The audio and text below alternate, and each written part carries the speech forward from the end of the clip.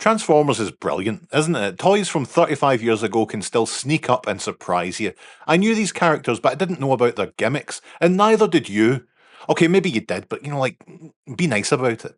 You may be asking, who are the Triggercons? Well, we've got Crankcase, a misery guts of the highest order, ill-tempered and cruel. This pain in the arse likes to complain so much you'd think they're a Doctor Who fan. Ruckus, a loud and abrasive meathead who loves the Decepticon cause almost as much as smashing bodies into lifeless muck. And Windsweeper, a manic neat freak with a mean streak. To be honest, each of these could do with some new stickers, but there's something to be said for that played with look that also saves me around 30 quid. Crankcase is up first and he's probably the most well known of the bunch. Starting off in their Land Rover mode, they're pleasingly boxy. Press the button or trigger on the back and whoomph, you've got a set of guns. They flip out with a pleasing mechanical whirring of gears, which is so satisfying to flip back and forth. Transformation's really just pulling out the head and elongating the legs, and he's quite a sturdy boy, isn't he? The only real articulation is in the arms here, but their overall design is nice enough, with that large circular motif in the centre and a staunchly orange face. You finish off the whole transformation by spinning the backpack 180. There you can press the trigger and the guns come out on either side of his head. Again, this is very good fun and quite addictive. My advice, put Crankcase into a briefcase and get into your crawl space for a great few hours transforming them back and forth. Ruckus is up next, and they're in their Baja Buggy mode, a classic Decepticon purple working well against that custard yellow.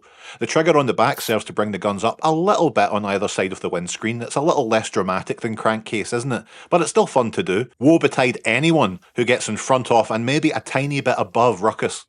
We flip the front of the buggy out to create the legs, and honestly that's about it for Ruckus. Same articulation as Crankcase, but I'm a much bigger fan of the design and the colour scheme here. A green face? Absolutely. Very pleasing proportions, and the overall feel here is peak Decepticon goon.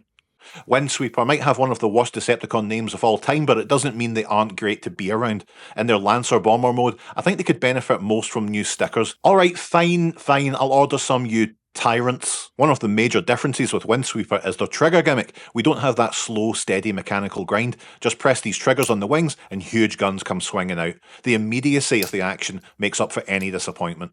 Getting into robot mode requires the nose cone and the tail section to fold back on hinges and the legs extend out. Same as before, we can really only move his arms, but the fact that you can honk out these huge guns on them is wonderful. Together you can't help but think Windsweeper stands out by being significantly smaller and lacking the motorised gun gimmick.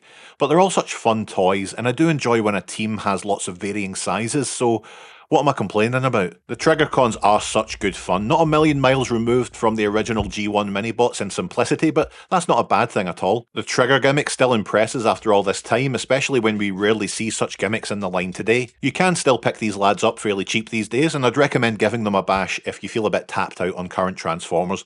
Or, do what you like, I genuinely could not care less. Bye!